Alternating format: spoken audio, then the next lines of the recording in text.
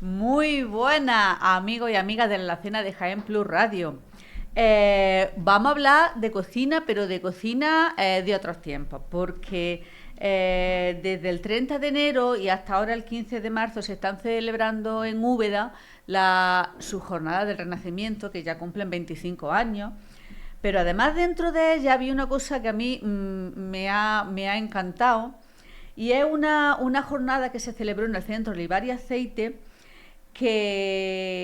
porque se trataba de hermanar también con la ciudad mexicana de Zacatecas, y se celebró una experiencia gastronómica que era de Úbeda a Zacatecas, sabores de ida y vuelta en el Renacimiento, y todo eso estuvo dirigido por una persona que ya nos ha visitado, que yo además le tengo una gran estima, que es director de la UNED, escritor, bueno, por supuesto historiador, doctor en historia, ha escrito un montón de libros donde la gastronomía está muy presente, y que hoy tengo aquí conmigo. Muy buenas, Vicente Ruiz.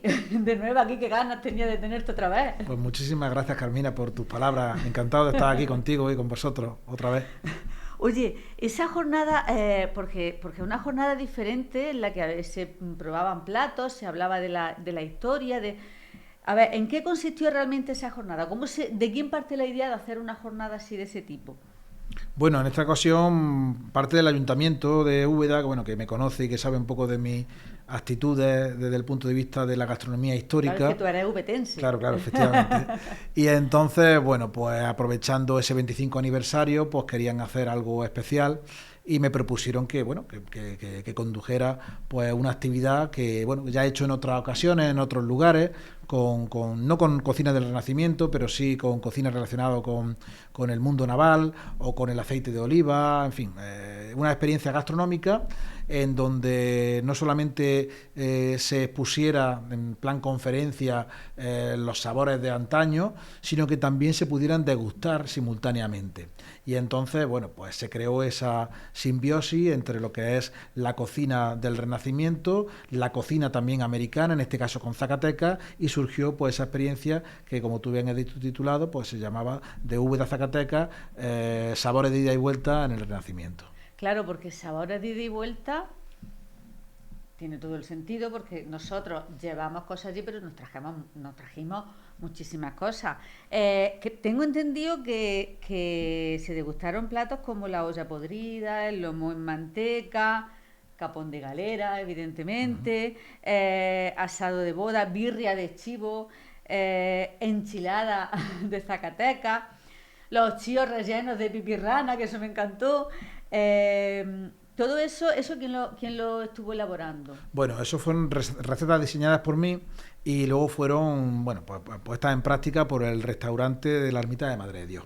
Entonces, la idea surge de hacer un viaje gastronómico, un viaje de ida y vuelta, un viaje que partiera desde esa España del Renacimiento, desde ese reino de Jaén, en donde, bueno, pues desde el puerto de Sevilla, pues partían las naos y después cruzaban el Atlántico y luego regresaban con otros productos. Y cada uno, digamos, en este viaje había como distintas etapas. Una primera etapa, que era la de la España de los Austrias, la España del Renacimiento, que estaba caracterizado por dos platos. Una era la olla podrida y otro era el lomo en manteca. La olla podrida, bueno, pues la olla podrida significa un poco un plato de comunidad, un plato de distinción social, ¿no?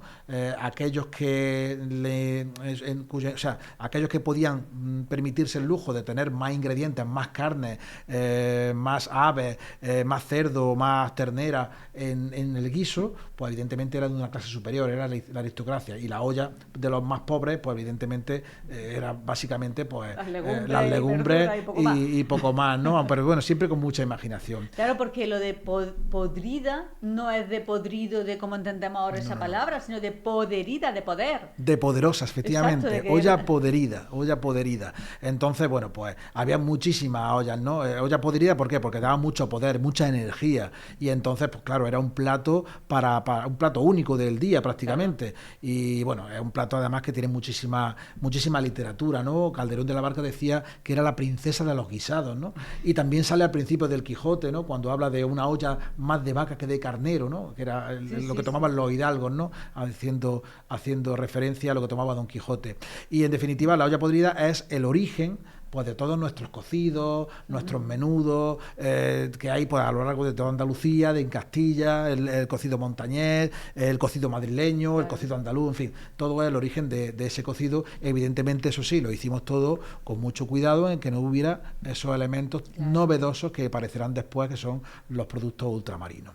Y luego, pues había otro plato que también simbolizaba el origen, la partida, en este caso de aquella Castilla cristiana, como era el lomo en manteca. Lomo en manteca, que además, insisto lo de la manteca, porque nosotros, tierra de olivos, tierra de aceite, pues a veces nos olvidamos de que el aceite no siempre estuvo aquí. Claro. O al menos no estuvo con esa, digamos, excelencia, ni con esa, digamos, utilizado para todo, ¿no? Sino que el aceite, pues exclusivamente se usaba en el siglo XVI, en la época de Cuaresma. Y es que el aceite era un alimento proscrito. Claro, claro.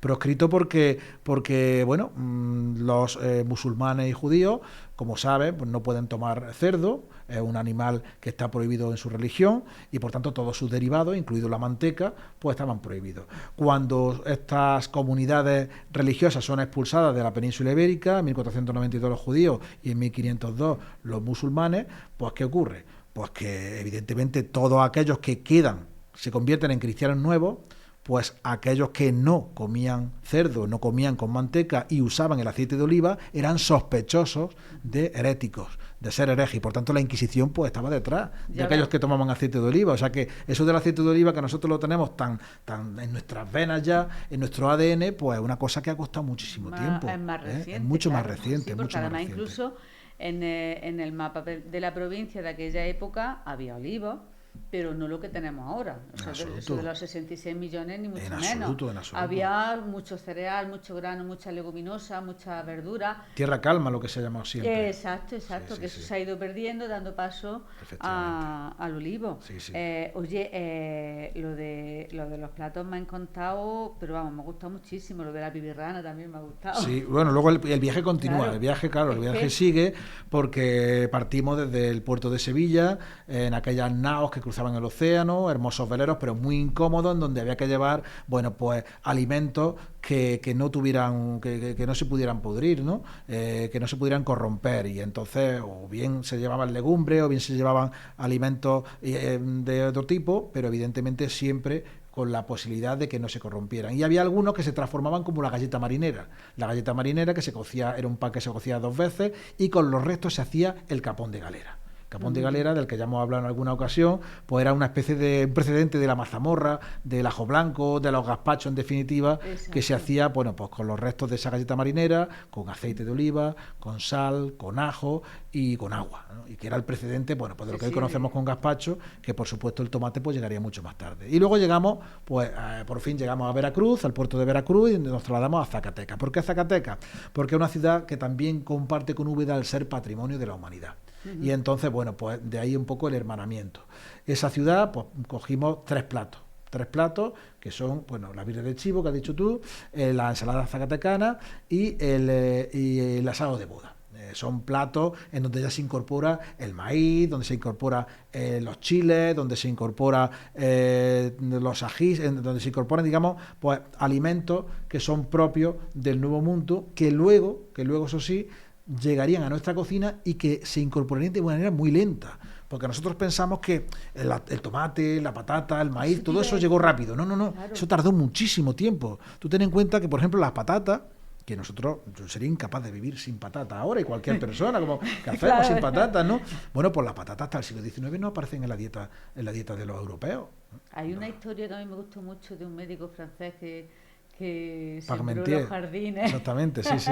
Parmentier, bueno, pues lo que hizo fue sembrar exactamente los jardines con una serie de centinelas, ¿no? Para evitar que simplemente para llamar la atención más que otra cosa, ¿no? La llamada de lo prohibido, efectivamente, bueno. ¿no? Y entonces fue cuando empezaron pero no es hasta el siglo XIX prácticamente cuando aparece la patata, ¿no? Y el tomate, que era una cosa que ahora no podemos tampoco vivir sin tomate. El tomate, El tomate era más ornamental que... Efectivamente, una planta ornamental, una planta que además fue perseguida perseguida también por la Inquisición, porque decían que era maléfica, que tenía una serie de connotaciones que eran, bueno, pues eso, un poco heréticas también, que decían que era afrodisíaco, en fin, todo eso fue muy perseguido. Y luego ya aparecen recetarios del siglo XVII en Sevilla, en algunos conventos, y ya poco a poco en el siglo XVIII comienza a aparecer la ensalada de tomate, la sopa de tomate y algunas cosas así, ¿no? Solamente hay un ingrediente que sí triunfa pronto. ¿El chocolate? No, bueno, el chocolate triunfó relativamente pronto, porque es verdad que la receta la tuvimos los españoles durante mucho tiempo y no se vendió hasta, por lo menos hasta el siglo XVIII, ¿no? Qué egoísta. Que luego sí, además, es verdad. Claro, era una receta muy complicada, porque tú coges el cacao es amargo, claro, ¿no? El cacao que utilizaban, el chocolate que tomaban los indígenas en América, pues era un chocolate en el que le echaban chile, era una mezcla muy distinta, ¿no? Algo que nosotros seríamos incapaces ahora mismo de poder tomar, ¿no? Y después es cuando se le incorpora en España la vainilla y el azúcar, ¿no? Que también era un ingrediente muy complicado de elaborar en aquella época, ¿no? Se endulzaba con miel, generalmente. Exacto. Y entonces, bueno, pues en definitiva, aparte del chocolate, que es lo que estamos hablando, hay un ingrediente que son los chiles. ¿Y quién es el hijo de los chiles? El pimentón. El pimentón, que lógicamente llega, pues, y tiene mucho éxito. De hecho, ¿cuál es el mejor pimentón que hay en España? El de la Vera. El de la Vera, el de Extremadura. ¿Por qué? Porque los conquistadores, que eran extremeños, fueron los que empezaron a traerlo y lo difundieron allí. ¿Y ese no tuvo problema con la Inquisición? Ese no tuvo problema con la Inquisición. Claro, además el pimiento fundamental para adobar todo lo que eran los embutidos, ¿no? El chorizo, por ejemplo, ¿no? Claro. El chorizo no existía hasta que no descubrimos el pimentón, ¿no? Hay cosas que a lo mejor no, pero es así. Es cierto. Y hay un plato que es muy, o mejor dicho, un alimento que es muy jiennense, que es muy de Úbeda, que es muy de Baeza también, que es el ochío.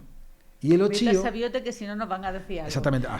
Sabiote, Torreperogil, Úbeda, Baeza, en todos esos sitios se hacen ochíos salados, ¿vale? Porque el ochío de Jaén es distinto, es dulce. Pero bueno, en todos los casos son la octava parte de un pan y esa masa de pan y aceite, que era muy habitual en Andalucía. Ya en el siglo XVII hay recetas de pan y aceite, pero claro, se le incorpora el pimentón. Y entonces digamos que con ese ochío terminábamos ese viaje gastronómico. Era la fusión del pan y aceite con el pimentón, que viene como alimento revolucionario, como ese hijo de los chiles, que sin duda era fundamental. Los chiles aparecen en todos sitios en América y es la base, digamos, de nuestro chío tan genuino, tan propio y que tampoco se ha extendido. Se ha quedado un poco en una comarca. Eso sí, lo hemos rellenado de pipirrana, que ahí sí aparece el pimiento, aparece el tomate, y son también alimentos que proceden del Nuevo Mundo y que sin duda, bueno, pues significan, cristalizan, digamos, en esa fusión entre el viejo y el Nuevo Mundo, entre esos alimentos de ida y vuelta. Esta es la parte que más me gusta de la gastronomía, porque no es la receta en sí o un plato en sí, sino la historia que hay detrás de cada uno. Y es verdad que cuando tú conoces esa historia, es como que valoras más lo que tienes, porque ese ochío de pimentón tú ya no lo ves como algo que está muy rico, que lo puedes rellenar de lo que te dé la gana, pero es lo que te he dicho, es esa fusión de algo genuinamente andaluz, como son las tortas de aceite, a la que le echas sal, le echas un producto que viene de fuera. Efectivamente. Y hombre, yo no sé si, yo me imagino que aunque sea de la zona, pero los chíos de pimentón son ya famosísimos en todos lados. Y el que lo prueba se lo lleva a Galicia o a donde le dé la gana. Ese ya viaja. Así es. Porque vamos a poner en contexto. La cocina del Renacimiento, ¿qué es lo que se comía en el Renacimiento? Porque ahí estaba muy dividida la cosa, ¿no? Estaba la cocina de aquí y la cocina de aquí.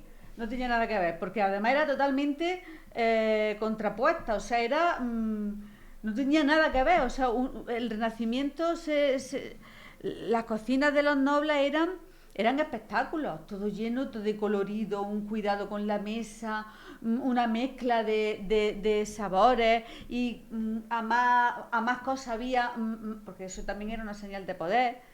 Mientras que la gente de abajo tenía granos, cereal, verduras y ciertas verduras y poco más, ¿no? No tenía... Efectivamente, tú lo has reflejado muy bien.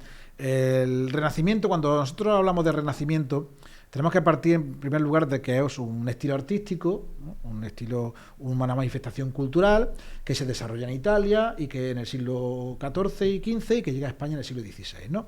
Y bueno, que su manifestación principal, pues la arquitectura, la pintura, la escultura, con unos cánones muy rígidos, con el orden, con el ritmo, con los órdenes clásicos, con todo esto que lo sabemos de nuestra arquitectura, ¿no? Tanto en Úbeda, en Baeza, la Catedral de Jaén. Bueno, cuando hablamos de cocina del Renacimiento, esos cánones tan rígidos desaparecen.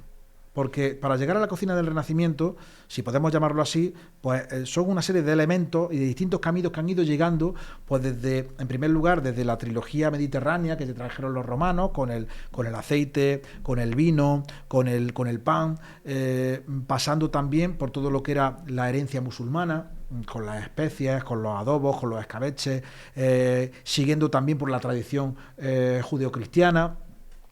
También por los visigodos, con el cerdo, y luego también otra herencia como es la italiana o la borgoñona, ¿no? Todo eso, digamos, confluye en la cocina del Renacimiento. Pero claro, aparte de toda esa, y por supuesto también lo que hemos dicho antes, con poco a poco la herencia americana que va llegando de manera muy lenta, ¿no? Que ya no podemos decir Renacimiento porque ya se pasa, digamos, de tiempo.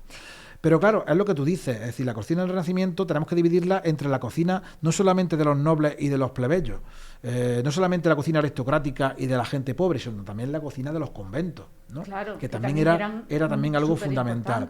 La cocina aristocrática, la de los nobles, bueno, pues evidentemente eran banquetes donde todo era un espectáculo y donde además la diferencia social de quien come, de quien está a la mesa, es por la cantidad, variedad, y hasta el punto de que bueno, se convierte todo en una fiesta, todo se toma un poco del banquete borgoñón. Carlos V, que además es un referente fundamental, que por cierto visitó Úbeda hace 500 años, se cumple en noviembre de este año, pues seguramente lo agasajaron con grandes banquetes porque además era un hombre al que le gustaba mucho comer. Y entonces, bueno, tomando de su maestro, de su médico Luis Lovera de Ávila, banquete de nobles y caballeros, pues nos explica un poco cómo era ese banquete en donde las mesas se ponían en forma de U, en donde en el centro había una serie de músicos para amenizar las veladas y donde se ponían todos los platos a la vez. No había ni primero ni segundo, sino que todo a la mesa y por tanto, pues carnes, pescados, que venían además de forma muy complicada, ¿no? A través de ríos y de costas lejanas.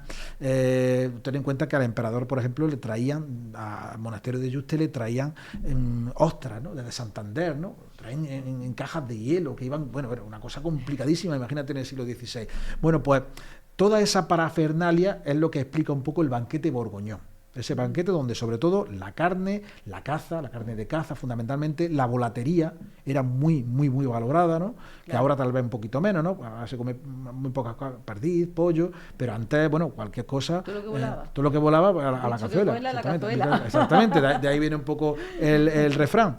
Pues eso no tiene nada que ver con los conventos. Los conventos que, sobre todo femeninos, pues lo que hacían era ir atesorando por una serie de recetas en donde se iba, digamos, innovando pues con los distintos sabores, ¿no? Con ensaladas, con platos fríos, con platos calientes y también con la repostería, ¿no? Con los dulces, ¿no? Unos dulces que sobre todo, bueno, pues empezaban a elaborarse más con miel que con azúcar, porque como he dicho antes, el azúcar era un producto carísimo, ¿no? Ahora es al contrario, ahora digamos que la miel es bastante más cara, ¿no? Y todo eso no tiene nada que ver con la cocina de la gente humilde. La cocina de la gente humilde, que es cocina de aprovechamiento, que es cocina de temporada, que es cocina en la que sobre todo, pues como tú has dicho, la legumbre, el pan, los cereales, todo eso es la base de la alimentación. Los cocidos y los potajes a fuego lento durante todo el día, en fin, era, digamos, una tradición que, bueno, pues elaboraban sobre todo, en este caso, las mujeres, y que, en definitiva, pues era un poco una comida de subsistencia, ¿no?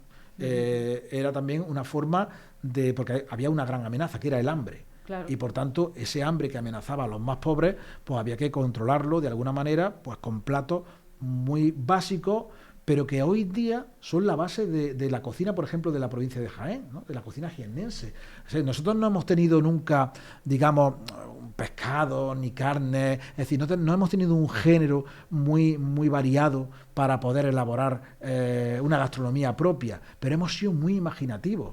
porque con alimentos muy humildes, no quiero decir pobres, sino muy humildes, alimentos de la huerta, pues surgen platos pues como los andrajos, como la pipirrana, como en fin, como todas esas cosas que han surgido en la provincia de Jaén, después con el aceite de oliva, pero que sin duda lo que han hecho ha sido destapar un poco esa imaginación que que exclusivamente tenían las mujeres, que eran las que realmente han sido nuestras, nuestras madres y nuestras abuelas, las que han ido elaborando todos esos platos y no lo han dejado muchas veces en recetarios, ¿no? Porque, claro, ha sido un poco de madre a hija y de abuela a nieta. Eso es lo que te iba a decir, porque tú tienes... si hay recetarios de la época, seguramente, claro, porque la gente humilde no sabía leer, ni escribir, ni tenía nadie que le hiciera un libro. Pero es verdad que a lo mejor en los conventos tenían esa suerte de que sí tenían esa parte cultural, la nobleza pues también tenía quien se encargara, pero sin embargo la gran mayoría de platos que tenemos ahora vienen de la parte baja, de la parte de los pobres, y ahí no había escritura, había madre a hija, y se ha transmitido y ha llegado muchos más platos así, los otros están escritos, pero a lo mejor no los cocinamos tanto. Claro. O sea, es curioso que al final lo que se supone que es más humilde es lo que ha trascendido, lo que ha quedado al día de hoy. De hecho, en épocas como pasó en la posguerra que tuvimos aquí, en las épocas de hambre, siempre se han tirado de aquellos platos que eran los más humildes. Y es verdad lo que tú dices, había una imaginación, porque tú con 3 ingredientes tenías un plato, cambiaba uno por otro, ya tenía otro distinto. Sí. Y yo recuerdo a mi madre decir, comíamos patatas y tenían 500 platos con patatas. Claro. Por ejemplo, en el caso de el cocido, ¿no? El cocido sirve para hacer, por ejemplo, los garbanzos mareados, ¿no? Que tan típicos también son de nuestra provincia.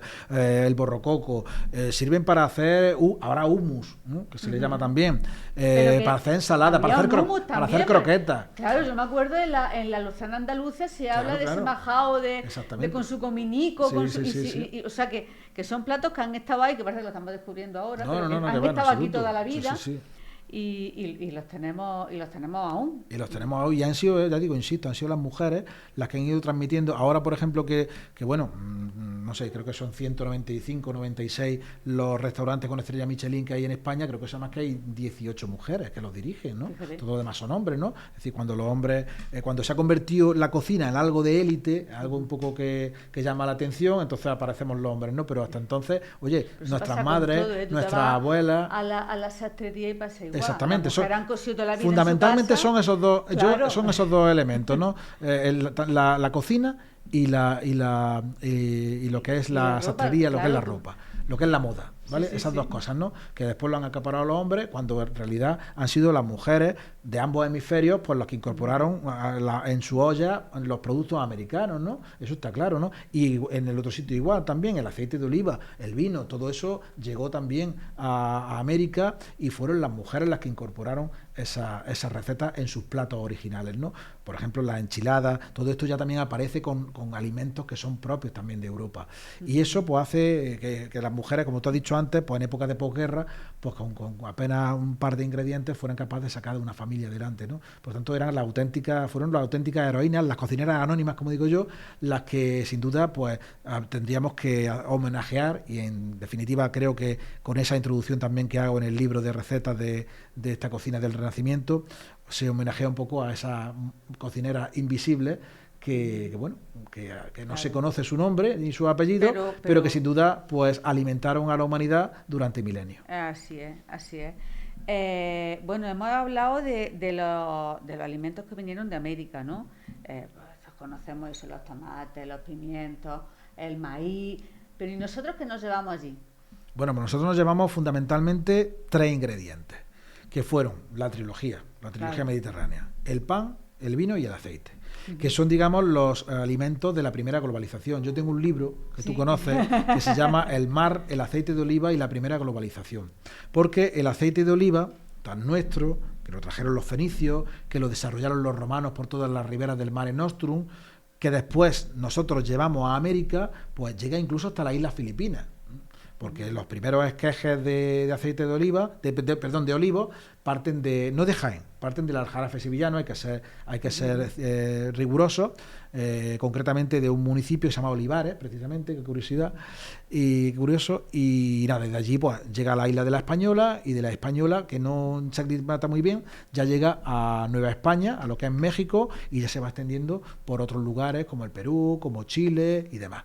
Y bueno, pues rápidamente el aceite de oliva pues entró de lleno, fue uno de esos alimentos estrellas que sin duda forman parte de esa primera globalización hispana, ¿no? Junto con el trigo, claro, el trigo tampoco existía, ¿verdad? Estamos hablando de que allí solamente se cocinaba con maíz, era digamos era su cereal, ¿no? Y entonces, y el vino, y también la uva, el vino también, y luego también otra cosa muy importante, hablamos también de los animales domésticos, el cerdo no estaba en América, ni tampoco estaba ni tampoco estaba la cabra, ni tampoco estaban las ovejas, o sea, no había ningún tipo ni tampoco las vacas. Es decir, la base de nuestra alimentación, de nuestra carne diaria, la ternera, el cerdo, el cabrito, en fin, nada de eso existía. Así que el cordero, todo eso se lleva a América. Y hasta el punto de que, bueno, de que hoy muchos de los platos de cocina, como por ejemplo es la cocina mexicana, que como bien sabes es patrimonio de la humanidad, bueno, pues ya no es solamente y exclusivamente los productos americanos, sino que también es un poco pues esa simbiosis de productos que vienen de América, de Europa, entre ellos, bueno, pues las carnes, ¿no? Los animales domésticos. Ah, qué bonito, qué bonito. El pavo, por ejemplo, los pollos tampoco, ¿no? Allí había pavo. Yo lo de los pollos, cuando me contaste lo de los pollos en los barcos... Exactamente, sí, es una anécdota que le gusta mucho a la gente, y es que claro, en los barcos que cruzaban el océano, bueno, pues llevaban animales vivos, porque era la única manera de llevar alimentos frescos, carne fresca, ¿no? Y entonces pues llevaban terneros, eran auténticas arcas de Noé, ¿no? Y llevaban aves de corral, pero las aves de corral que llevaban eran pavos. ¿Por qué pavos? Porque las gallinas se mareaban. Pobre ticas mías. Y entonces, pues, eran los pavos vivos los que llevaban, porque las gallinas, las pobres, pues no duraban en el mar. ¿Y cómo se llevaron los pollos vivos allí? Bueno, pues algunos llegó, y entonces a partir de ahí, pues pudieron... Oye, es verdad que tú tienes muchísimos libros que habla pues de esas largas travesías, de los barcos que salían de aquí, de la parte de Segura, de esa madera que servía para... Hay uno que escribiste, bueno, que se publicó hace poco, que lo hiciste con Ana Crespo, ¿no? Y que es sobre Francisco de los Cobos. Sí. Ese es un libro que forma, bueno, digamos, el resultado de un congreso que organizamos en la UNED, Francisco de los Cobos y la primera vuelta al mundo. Ese congreso, bueno, pues tuvimos como resultado pues, una serie de ponencias, y bueno, y entonces gran parte de los que participaron en el congreso escribieron en ese libro que codirigí yo, que coordiné con Ana Crespo Solana. Y ese libro, bueno, pues trata un poco, el origen un poco es cómo Francisco de los Cobos es el primer político, el fedatario, que da fe de que el mundo es redondo, es decir, de que el planeta se puede circunnavegar, porque es el primero que conoce la noticia de la llegada de Juan Sebastián Elcano al puerto de Sanlúcar de Barrameda y después a Sevilla. Juan Sebastián Elcano, el mismo día 6 de septiembre de 1522, cuando llega exhausto con solamente 18 hombres después de aquella aventura inolvidable como fue el de la primera vuelta al mundo, pues escribe al emperador Carlos I, que en ese momento es el joven rey, muy joven, bueno, y el primero que coge la carta, el primero que es Francisco de los Cobos. No es que yo lo sepa, es que Francisco de los Cobos le responde. Y entonces le responde de su puño y letra, entonces hay documentación, entonces está claro que fue el primero que supo de la redondez de la Tierra y que supo de cómo fue ese final de esa expedición de la especiería, en donde fallecería Magallanes, pero en donde finalmente Juan Sebastián Elcano, junto con otros 18 héroes, llegaron finalmente dando la vuelta al mundo y confirmando la redondez de la Tierra, que sin duda una de las gestas, yo creo que más importantes de la historia de la navegación, yo creo que la más importante y una de las más interesantes de la historia universal, que fue protagonizada por españoles, no lo olvidemos. Eso te iba a decir yo. Ahí, yo siempre que hablo contigo o leo tus libros me doy cuenta de la importancia que han tenido los jiennenses en la historia. Estamos hablando, por ejemplo, lo que me contaste sobre el aceite de oliva y el escorbuto, que fue un inglés al que se atribuyó la medalla, pero que los españoles ya utilizaban el aceite. Exactamente. Estamos hablando, hombre, Francisco de los Cobos, es que tuvimos una suerte inmensa en que Francisco de los Cabos estuviera aquí, fuera de aquí. Sí, Claro. aunque no estaba aquí, porque la verdad es que la mayor parte de su tiempo lo pasó fuera, pero es verdad que él nació Este aquí. hombre barria para adentro. Él tenía, hombre, lógicamente, hasta el punto de que está enterrado en Úbeda. Claro. Y bueno, y claro, y además la Sagrada Vida del Salvador, un patrimonio extraordinario. Y evidentemente, claro, él forma parte, yo creo que uno de los personajes más importantes de la historia del Reino de Jaén. Claro. Y hemos tenido muchísimos personajes que de una manera u otra han sido claves en nuestra historia. Sí. Y no se conocen todo lo que se debe. No. Ten en cuenta, por ejemplo, el caso de Francisco de los Cobos. Bueno, pues yo recuerdo una serie de televisión española que se llama de Carlos de Rey a Emperador. Una serie que, oye, que la ves, que además la puede ver todo el mundo porque está en RTVE, en fin. No aparece Francisco de los Cobos por ningún lado. Por ningún sitio. O sea, dice, bueno, ¿y esto cómo puede ser, no? Entonces, bueno, para eso estamos los historiadores también, y para eso también, bueno, pues instituciones como la nuestra, de la UNED, pues está sacando adelante un poco pues congresos de ese tipo y experiencias como las que te he comentado. Pero luego tenemos otros, por ejemplo, como Felipe de Neve, fundador de California, de Los Ángeles, mejor dicho, y de muchas ciudades que ahora, afortunadamente, bueno, pues se va a celebrar, digamos, por todo lo alto el centenario de su nacimiento, ¿no? Un señor de Bailén, que en el siglo XVIII, bueno, pues nada más y nada menos que fundó la ciudad de Los Ángeles y otras muchas más en los Estados Unidos, y además está bien visto allí en los Estados Unidos, o sea que no es, porque normalmente siempre dice, bueno, los conquistadores están... No, allí, o sea, es un referente, posiblemente sea más conocido allí que aquí. Y bueno, y así pues mucha gente, ¿no? Luego tenemos mucha más gente, ¿no? También ahora, afortunadamente, ¿no? Pero ya a Juan el Lavagalán, a Joaquín Sabina, a todo eso, afortunadamente, ya se le está haciendo sus homenajes, ¿no? Pero creo que tenemos que desenterrar de la historia esos personajes que han tenido tantísimo peso y que, hombre, es verdad que, hombre, Francisco de los Cobos, yo creo que aquí en la provincia de Jaén no haya nadie que no lo conozca. Aunque seguro que me equivoco, pero yo creo que, por ejemplo, el que has dicho, el Francisco, no, ¿cómo es? El de Neve, Felipe de Neve, sí. Toda esta gente hay que sacarla y hay que, pero machacarla y reivindicarla y tener un orgullo de que, oye, que Jaén no es solamente lo que tú dices, Joaquín Sabina, Rafa, que parece que es que todo se ha hecho en el último siglo, ¿no? Claro. Es que Jaén ha estado dando guerra durante toda la historia. La verdad que sí. Estamos hablando de ese Francisco de los Cobos, que fue el primero que se enteró, y yo me imagino que él aprovecharía también, porque claro, eso en aquel momento, saber que es que parece que nosotros lo de que la Tierra es redonda, bueno... Claro, hay quien lo cuestiona. Hay quien lo cuestiona, sí, como las vacunas y como todas estas cosas. Claro. Sí, hay gente para todo. Pero en aquel momento, al descubrir eso, yo creo que tendría que ser, yo me imagino en la mente de Francisco de los Cobos, pensando en todo lo que se podría hacer a partir de ahí. O sea, lo que eso podría suponer para la navegación, para las líneas comerciales. Claro, y que no se nos olvide que la mayoría de las cosas que se llevaban en esos barcos tenían que ver mucho con la alimentación. Sí, es que para empezar, no solamente que el mundo era redondo, sino también que se conectaba por el mar. Claro. Eso es muy importante, porque claro, si el mundo puede ser redondo, pero si te encuentras un continente en el que no puedes seguir navegando, pero no, o sea, tú empiezas a navegar en dirección a Poniente y, oye, vuelves por el otro sitio. Y empiezas por Oriente y terminas por Occidente. Claro. Y claro, se abrían rutas comerciales, que fue lo más importante. Era lo más importante que para un país. Importante. Si tú eres el primero que te enteres que puedes luchar por eso, imagina que por eso yo creo que España llegó tan lejos y el olivo llegó a Filipinas. La idea inicial de todo, la idea de origen de todo es precisamente la alimentación. Claro. Porque la expedición, tanto la de Colón como la de Magallanes y Elcano, era por tema de alimentación, era por las especias, la búsqueda de las especias. ¿Y las especias para qué servían? Para conservar los alimentos. Para conservar los alimentos, porque no había frigorífico, no había otra forma de conservarlos, y por tanto eran unos ingredientes y unos elementos muy preciados, ¿no? Porque un kilo de clavo se podía multiplicar por 500 de un sitio a otro, ¿no? En el puerto de Sevilla, ¿no? Con respecto, por ejemplo, a las islas Filipinas. Y es entonces cuando se llega a esa ruta de la isla de las especias, de la especería, que era muy complicada, lógicamente, y esa ruta pues consigue llegar hasta la isla Filipina a través del estrecho de Magallanes, planes que luego después se utilizó muy pocas veces porque era muy complicado, ¿no?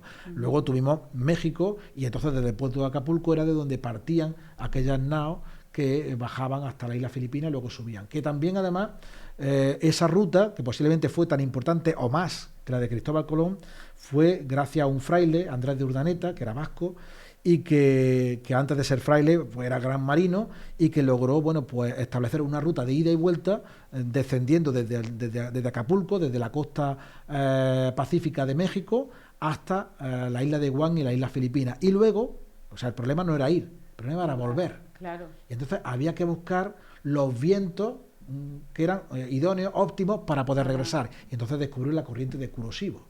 Y a partir de ahí se estableció una ruta de navegación que posibilitó pues la comunicación entre España, América y las islas Filipinas. Algo también que fue fundamental para el desarrollo geográfico, para el desarrollo cultural y para también el desarrollo de la alimentación, ¿no? Que esos alimentos, por eso hablo de esa globalización de los alimentos, no cómo llegan a través de esas rutas.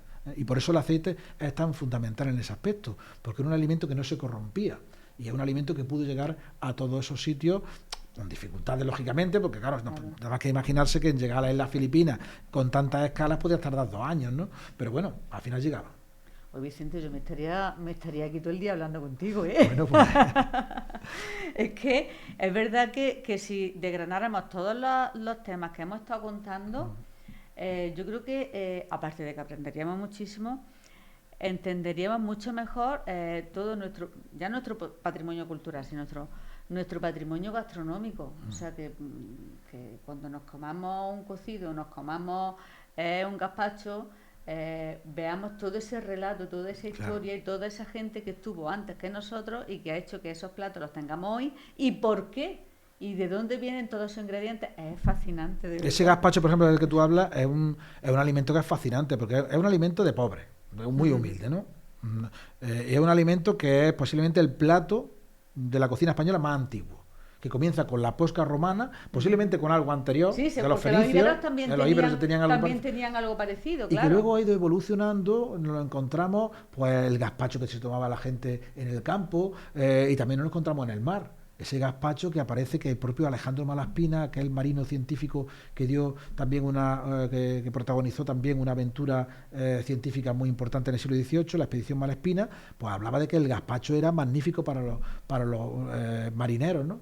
Y ese gazpacho, que no se hacía con tomate, luego después, ya cuando llega ya mucho más tarde, pues ese gazpacho se incorpora al tomate, ¿no? Y llega hasta ahora. Y luego tiene el ajo blanco, y tiene el salmorejo, y tiene la mazamorra, y tiene nuestra pipirrana, y tiene tantísimas variedades que ha ido, digamos, que surge de ese árbol, ¿no?, gastronómico, en donde hay una evolución de productos del viejo mundo, el aceite de oliva, el ajo, que a su vez vienen de Oriente Próximo, y que luego se incorporan todos esos productos americanos como el pimiento o el tomate. Yo creo que es fascinante, es una aventura fascinante, la del gazpacho y la de la alimentación en general.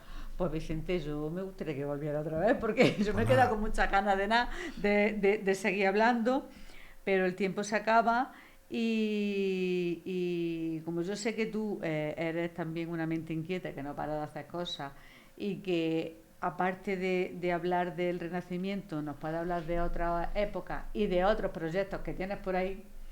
Y además, como director de la UNED, es que yo no sé cómo lo haces, pero te multiplicas por mí. Bueno, ahora mismo es verdad que las tareas de la UNED pues me ocupan mucho más tiempo, ¿no? Y bueno, pero es verdad que bueno, tengo muchas cosas investigadas de hace tiempo y bueno, siempre las suelo poner en práctica y además... Pues yo te invito a que venga otro día y pues sigamos ahondando en esa, encantado, en esa cultura pues nuestra. Cuando tú quieras volvemos y hablamos de cualquier producto, de cualquier tema de alimentación que nos gusta a los dos.